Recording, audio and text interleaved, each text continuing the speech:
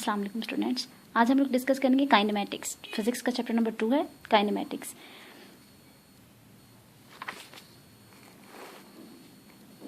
सबसे पहले इस बारे में डिस्कशन कर लेते हैं कि काइनेमैटिक्स क्या चीज़ होती है।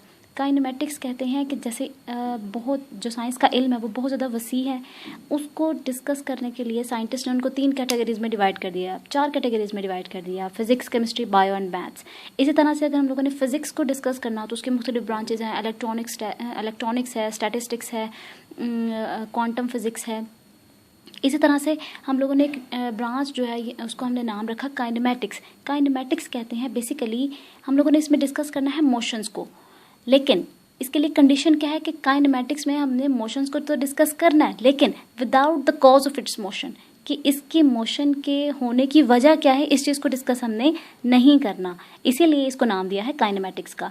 Kinematics is the study of motion of an object without discussing the cause of its motion. इसकी मोशन को डिस्कस किए बगैर अगर हम किसी चीज़ को स्टडी करते हैं, मोशन को स्टडी करते हैं, तो हम लोग उसको नाम देते हैं काइनेमैटिक्स का। इसी तरह से आप लोग इसको समझने के लिए हम लोगों ने लेना है रेस्ट एंड मोशन का कॉन्सेप्ट, कि रेस्ट किसे कहते हैं और मोशन किसे कहते हैं। देखिए रेस्ट आप लोगों ने बहुत बार सुना होगा कि रेस्ट का मतलब होता है रुक जाना, थमा हुआ और जो हरकत ना कर रहा हो। तो यही कॉन्सेप्ट हमारा फिजिक्स में भी यूज़ होता है। इसको रेस्ट कहते हैं कि ऐसी कोई चीज़ या वो बॉडी जो अपने सराउंडिंग के लिहाज से अपनी जगह तब्दील नहीं कर रहा होता, इसे हम नाम देते हैं रेस्ट का। और जो अपनी जगह तब्दील कर रहा होता है अपनी सराउंडिंग के लिहाज से, तो उसको हम नाम देते हैं मोशन का। Rest, a body is said to be at rest if it does not change its position with respect to its surrounding. जैसे इस डेफिनेशन में आपको दिखाया गया है, ये डेफिनेशन ही है कि वो चीज़ें जो अपने सराउंडिंग के लिहाज से जगह तब्दील नहीं करती उसको हम नाम देते हैं रेस्ट का। जैसे ये बस है, अगर हम बस पे कोई एक्सटर्नल फोर्स नहीं लगा रहे होते तो ये बस अपनी ही जगह पे खड़ी रहेगी, ठीक है। तो इसको मूव करवाने के लिए हमें कोई एक्सटर्नल फोर्स देना पड़ेगी। जब तक एक्सटर्नल फोर्स नहीं देंगे तब तक ये मूव नहीं करेगी। ट्रीज़ हैं, उनको हम लोग मूव नहीं करवाते। जैसे एक बुक है वो पड़ी हुई होती है, उसको हम लोग नहीं मूव करवा सकते, वो खुद ब खुद मूव नहीं कर सकती। इनको हम नाम दे देते हैं कि ये क्या है, रेस्ट में। जैसे ये बुक है, ये भी क्या है, रेस्ट में है। चेयर है, आपके घर में बहुत सी एग्जांपल्स हैं इसकी। इसी तरह से जो अपनी सराउंडिंग के लिहाज से अपनी जगह तब्दील कर रहे होते, जैसे इंसेक्ट्स हैं, वो अपने सराउंडिंग के लिहाज से क्या कर रहे होते हैं, मुसलसल अपनी जगह को तब्दील कर रहे होते हैं, तो उसको हम नाम देते हैं मोशन का। अब दोनों में एक बहुत जो रिलेटिविटी इनमें पाई जाती है कि दोनों का रिलेशन बहुत गहरा है। ऐसा हम लोग सपोज कर लेते हैं कि दोनों का रिलेशन जो है वो बहुत गहरा है, रेस्ट और मोशन का। इसके एक एग्जांपल ले लेते हैं कि किस तरह से ये रिलेटिविटी इसमें ये यूज़ होती है टर्म। वो इस तरह से कि एक पैसेंजर जो है वो मूविंग बस में बैठे हुए हैं, ठीक है, और एक बिल्कुल ऑपोजिट उसके जो एक इंसान वो बाहर खड़ा हुआ है बस के।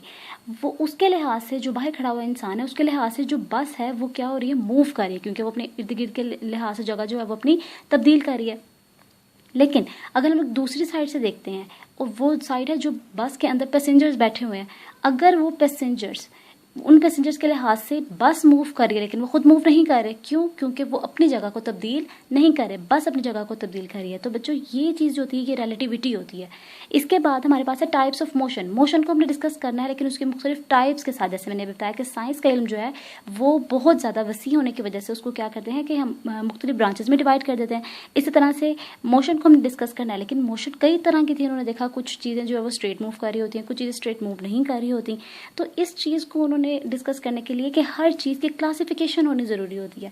तो इसलिए टाइप्स ऑफ मोशन जो है वो हमने क्या किया कि उसको 3 कैटेगरीज में डिवाइड कर दिया। There are 3 types of motion, you can see this, there are 3 types of motion. First one is translatory motion, और आगे से ट्रांसलेटरी मोशन की भी टाइप्स है, linear motion, random motion and circular motion. इसी तरह से rotatory motion and vibratory motion.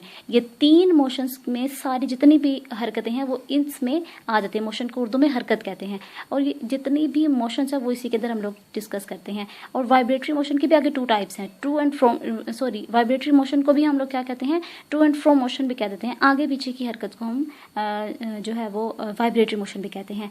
आज के लिए बस इतना ही काफ़ी है। आप लोगों ने अपनी सराउंडिंग से रेस्ट और मोशन की एग्जांपल्स को आपने जो है वो डिस्कस अच्छे से कर लेना है, उसको देखना है ताकि आपको बहुत अच्छे से समझ आ जाए, ठीक है। अल्लाह हाफिज़, अपना ख्याल रखिएगा।